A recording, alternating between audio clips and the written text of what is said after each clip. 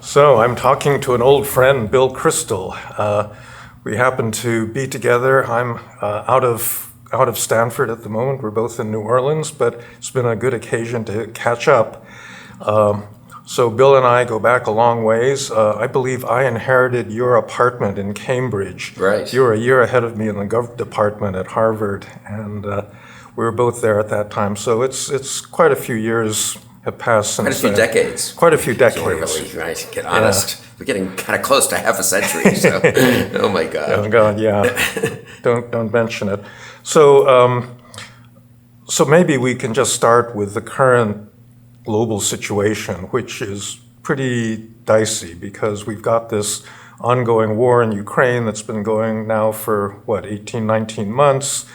And then the Hamas, this terrible Hamas attack a couple of weeks ago, lots of escalation possibilities. China is waiting in the wings. And in the midst of this, we haven't had a Congress that's functioned for, several weeks because of the Republicans' inability to agree on a new speaker.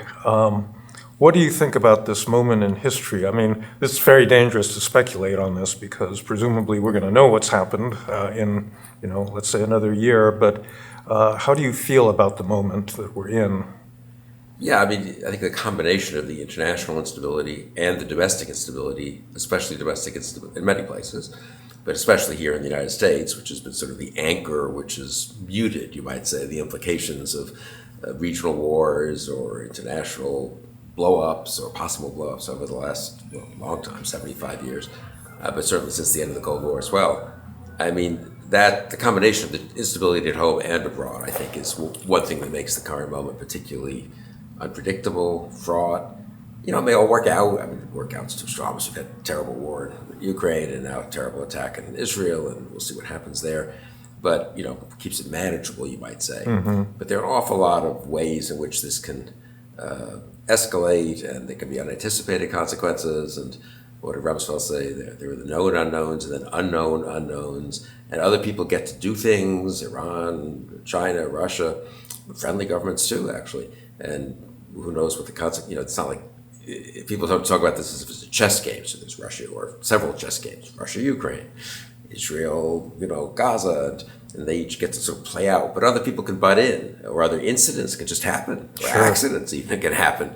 And suddenly, things are very different. And there's some Arab capital, they think we're being too pro-Israel. And they take the U.S. embassy, and people get, just this infinite number of these things one can imagine, of course. But then combine it, I think, with the instability here, no Congress, the possibility of Trump winning in November 2024, so that if you're in Putin, you have a huge incentive to hang on for a year, which changes the normal dynamics that if he's not doing well on the battlefield, maybe he steps back some. And I just think it's a fraught moment. I'm struck by the parallel actually between the U.S. and Israel because both countries have these populist right-wing, factions, and they've weakened both the U.S. and Israel, right? So yeah. There's some reason for thinking that Hamas, may have picked this moment to attack because of the internal conflict. Of course, Israel is reunified, at least in the short run, as a result of the attack, but it certainly didn't increase the deterrent power of, Israel, that it's so preoccupied with its own, over its Supreme Court and the future of democracy. And in our case, you have this amazing flip by the Republican Party that goes from being very, anti-Russian to being, sympathetic to Russia. And that's obviously not strengthening us, with regard to either Russia or China. Yeah, one way to think about it is, Netanyahu is a much weaker Netanyahu presiding over a nation that has totally lost confidence in him and his government, that will remove him, I believe, the moment they can do so after this, maybe the first phase of the war or wars have happened. So that's never great when you have a war leader who's sort of, they can't quite get rid of him right after the attack or right in the early days or weeks of the war, but he is sort of finished, which means his own calculations change. It means the whole relationship of him and his cabinet, the opposition party. All kinds of things can go wrong in that kind of scenario. It is reminiscent a little, I don't know the history very well, but pre-World War I, sort of weak leaders who trying to reestablish their credibility at home by doing by doing things that are Right. strong, and then it can backfire and they don't get the support of the opposition party. And here Biden's been a pretty good president, I think, in foreign policy especially, but we have a divided government and a Republican Party that for a while was on board with Ukraine but is moving away, willing to really just attack Biden at any excuse. And so here too, it's not as if we have a kind of the countries come together in this crisis. So, and I think that's another element of the kind of instability, I think. And it's a weird situation. Usually external threat unifies countries. Right. Maybe that's going to happen in Israel's case, but Right. in our case, we had a financial crisis in 2008, then the COVID crisis, and war in Ukraine, and all of that's actually exacerbated our internal divisions. The parties it's not the two parties, it's really the Republicans have really seized on these external events as a way of, attacking their domestic enemies. Right, and so how does that go? What happens with Trump and the Republican nomination, and again, what signals does that send around the world? And it's not, again, as in the old days where if you were the opposition party, maybe this was more in theory than in practice, but you didn't try to use foreign enemies certainly Right. to your advantage, and you didn't even try to use too much foreign events in a way to your advantage. You didn't want to make it seem that someone would get a better deal once you became president. Obviously, with Trump, that's totally off. He's going to do that, and Putin's going to know he's going to do that and try to take advantage of that. So I think again the degree to which all kinds of actors have all kinds of incentives.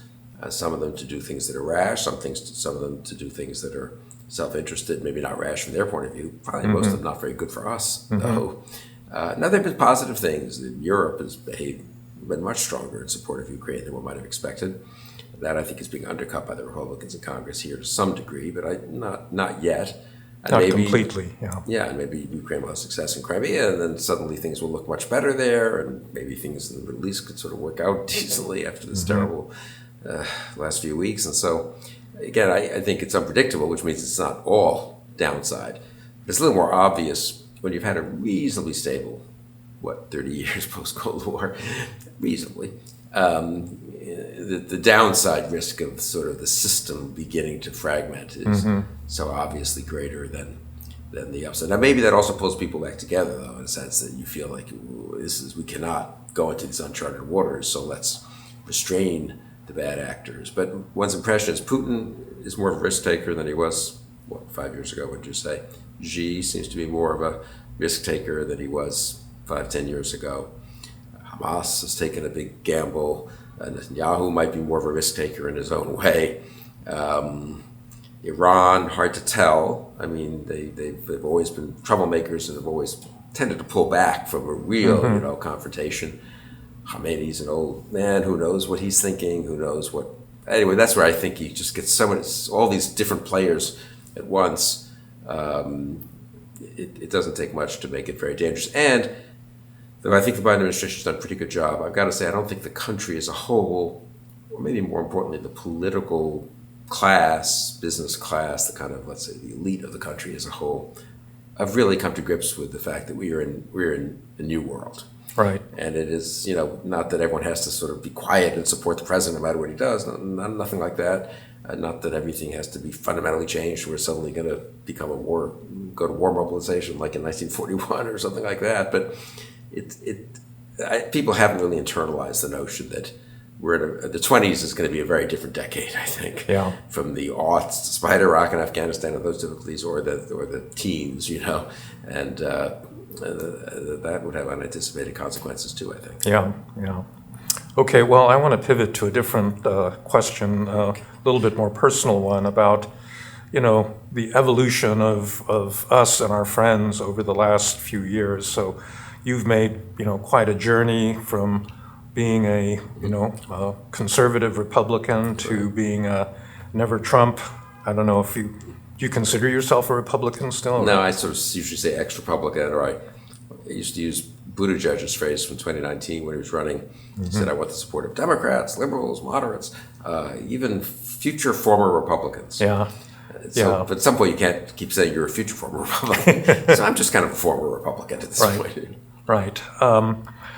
So we both studied with Harvey Mansfield. We came out of a similar political theory background. We read the same books and had kind of many of the same experiences. And that's not just the two of us, but we have a circle of friends that went through that. But what I have really puzzled over is why some of those friends have turned into Trump supporters, like the whole Claremont Institute crowd, and then others like you have turned into, never Trumpers. And what is it, and this is what makes me think that sometimes you need to look at social psychology or some other, perspective other than, ideas and ideology to explain that.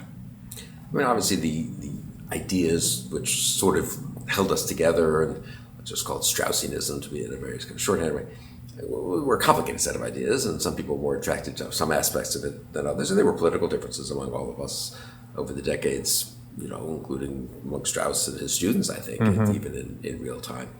Less extreme than the choices. Maybe the choices presented by Trump and Trumpism pushed people in directions that are different from just, some people voted for, Gore and some people voted for Bush or, or even Eisenhower and Stevenson or all the, whatever. So I think that's, I mean, maybe it's unreasonable to expect that because people had a generally similar set of ideas, they would all come to the same conclusion about actual political events and choices. I also think Strauss is a major thinker, really. I think more obviously major now in a way than when he died 50 years ago, I guess it was. But in a way, if you look back at other schools, they divided and had splits too, right? There are probably a lot of Hegel students sitting around and saying, what's all this Marx stuff is crazy. Marx was like the Claremont Institute of Hegel and Hegelianism. And it's like, that's not what the master meant. And what are they turning all this stuff into that? And of course, it's true of every serious school, obviously, and many serious, not every, but many serious thinkers. And Strauss, so that's, I think, my general answer would be maybe we shouldn't be quite as surprised by this, that 50 years later, after Strauss died, there's very different kinds of Straussianisms and different applications of it to current events.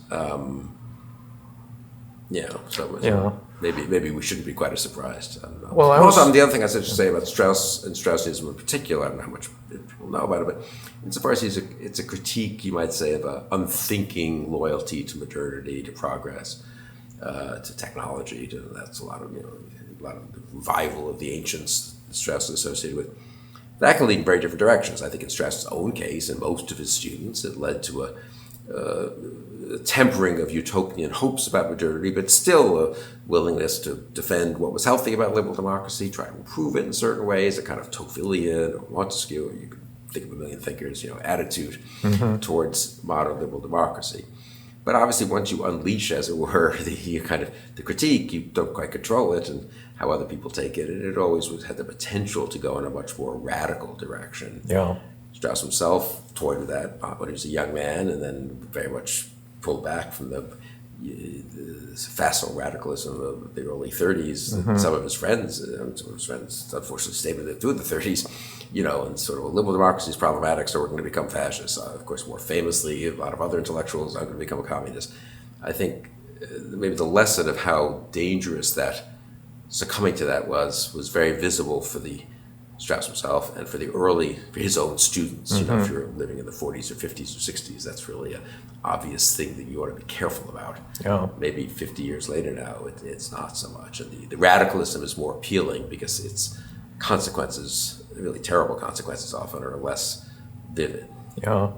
Well, I was talking about this yesterday with our mutual friend Arthur Melzer, another political theorist, and he was saying that, okay, so all schools split, but the ones that went in the Trump direction, it just seems to me that statesmanship and moderation and these Greek virtues were so central to the kind of political teaching that Straussians absorbed. And it's very hard to imagine a single political actor who is less a statesman, right. Had less of the virtues, and that's what I find really the most amazing, that this wasn't, Trotsky versus Lenin. I mean, what was the real difference there? It was, right. It wasn't a difference in idea, but to to go with Trump just seems to contradict such central tenets of, the kinds of things that Strauss taught, and yet, you've got a whole bunch of them that have done that. I mean, yeah, I agree with that. I mean, unsurprisingly, I suppose the counter argument would be, some of them sort of acquiesced to Trump more than celebrated Trump. They knew he was problematic, but what strikes me about them is partly what you say, the embrace of Trump. That's a very fair point, a good point, but also their propensity to a really radical critique of the American regime, of democracy, of this country we're living in 2023, and it requires Trumpism, or requires at least the acquiescence to Trump and Trumpism to overthrow it. And they literally say that, right? They overthrow this liberal regime. And it's a little unclear what exactly their complaint is. I mean, there's a lot of phrases thrown around, by different aspects of the new right about what's wrong with liberalism and individualism and atomism. And these are all things liberals have known about a long, long time and tried to deal with. And conservatives made it part of their critique, and Marxists and socialists have made it part of their critique. But is it so? I mean, it's one thing. I guess the way I think about it is this: it's one thing in the '30s to become a fascist or a communist. It doesn't excuse people. Terrible things happen, but you lived through World War I, and then the Great Depression, and you think this whole system is just everything is catastrophic, and you need a radical new start. So you can see why people were so seduced in slightly different ways by communism and fascism. I don't know, is it so terrible in America or in the West and liberal democracies in 2023? There's been, problems with economic growth and distribution and inequality and hollowing out of industries in middle America, and I see all that, and that would could lead to a quite strong critique of some of the policies of the last 20, 30, 40 years, and you've written along these lines, and many other people have, and like different angles. That would be a healthy debate, actually. But to be so repulsed by this country and to feel like it's in such horrible shape that we should be open to this kind of these anti-democratic and illiberal movements, really, and efforts. I find that sort of slightly bewildering as a matter of social psychology. And not everyone. It's one thing if the people who were attracted. Okay, you say people who've had a very rough time. Their kids didn't get college education, so they're going to have a rough time. They see nothing before them. That's a classic breeding ground, or what's the right term? A place where radicals can succeed in recruiting. Let's put it that way. But that's not the case with all these intellectuals. No. They're living pretty decent lives. They're not outcasts, Some of them didn't quite get the jobs they wanted, or aren't quite as prestigious, or don't have the prestige they hoped for when they were in grad school, But that's life. But I mean, they're not, So that part of it I find, and I find that not just about intellectuals and Straussians. There are an awful lot of very wealthy people and very successful people who have succumbed to the allure of a kind of radicalism, and you'd think that would be less likely to be the case, but it turns out, I don't know. What do you think? I mean, well, my suggestion is maybe this is arising out of the boredom at the end of history. Well, yes, but it's a fair point. I mean, and you discuss that a little near the end of the book, right? Yeah. I mean, this was not unanticipated, you might say. No, I mean, you're living in a peaceful, prosperous society where nothing very dramatic happens, and you want struggle and you want to prove yourself. I mean, this Bronze Age pervert that apparently got his degree at Yale, studying with some of our friends, one of whom bailed on him. Good for him, but but it seems to me it's just this frustration with the kind of ordinariness of life in a liberal democracy. Yeah, I guess. I mean, yes, I think that's very right. Now, I'd say the cartoonish character of the manliness and the kinds of ancient virtues they're appealing to, it strikes me as is striking. I mean, and so, but maybe that's also a characteristic of the revolt against liberal democracies. It doesn't really go back in any serious way to, real kind of aristocratic or noble or some other kind of way of life. I mean, it could in a few instances of individuals, but when it's a mass revolt, it has the characteristic of mass movements, which is sort of vulgar and, as I say, simple, to say the least. And so you do get this kind of incredible distortion, though, of an appeal to the old ways. I mean, so I think that is part of it, and you see that in a lot of the rhetoric. I mean, a lot, and then you say to them, "That's not how America." I mean, what are you even talking about? You want to go back? What America do you want to go back to? 1955? Was that not a boring bourgeois society? Did not every single serious social scientist in 1955 write books about the lonely crowd? Yeah, About, the anomie of the working of the assembly line. You want to go back to 1920 and the Roaring '20s? I mean, what do you even? And then but they don't have a real place they want to go back to. What they do seem to want to go back to, though, and is it does make you wonder how much race and gender are at the center. Because when you really strip a lot of this away and sort of say that's ridiculous, that's not. The one thing that is true is that America in 1920 or 1950 was not the way it is today in terms of racial and ethnic diversity on the one hand, and gender equality, let's just call it more or less, and on the other. And it makes you wonder how much those really are at the heart of the counter-revolution. Yeah. No, I actually think the gender dimension is really important because, so much of the moral pushback is this assertion of this kind of old, kind of mafia-style manliness, that you really need to be violent and crude and this sort of thing. And it's a revolt against, the changes that have happened.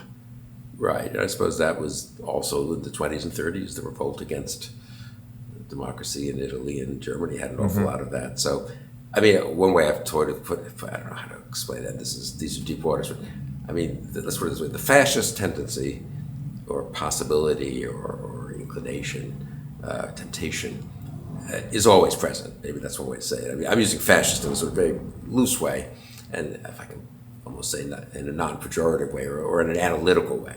The wish for that kind of not being part of a society of equals, a society of tolerance, a society, and so forth, and that it will lash out, whether it's lashing out at, in Italy and Germany in the 20s or in America in the 2020s, and it formulates itself somewhat differently, and obviously it's very different, and different countries are different, and et cetera, but it, I think that's one lesson. I mean, that's, that human beings will have had and always will have that, presumably a certain openness to a kind of rebellion against, not just against even the boringness of bourgeois society, but even against decency, tolerance. Yeah. Well, I had a line in the end of History and the Last Man where I said something to the effect of, if you can't struggle for justice and honor, you'll struggle against justice. Yeah, that's a good formulation. I'd forgotten that. Yeah, David Frum is the more political version of that line, which I think is good. It was, if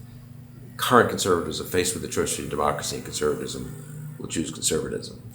And he doesn't mean old-fashioned conservatism. But I think that was the case in 2020, right? I mean, that, we all thought, well, it's going to be, a showstopper argument that he tried to overturn the election. And even if you prefer Trump on 8 different policy grounds or 5 different almost psychological grounds, you still can't go with him because of that. And it turns out that worked for about 2 weeks. They're perfectly happy with, And then it sort of becomes not just as they say, not a bug, but a feature. I mean, it's not even that they're tolerant of it. They kind of like that part of it because it's really bold, and it's that is what most, I'd say, freaks me out in a way about the current new right. It's that what started as acquiescence to certain things is now encouragement and approbation of certain things that are really bad. Yeah. Okay, Bill Kristol, thanks for talking. This has been fun. Thanks, Frank. Yeah. All right.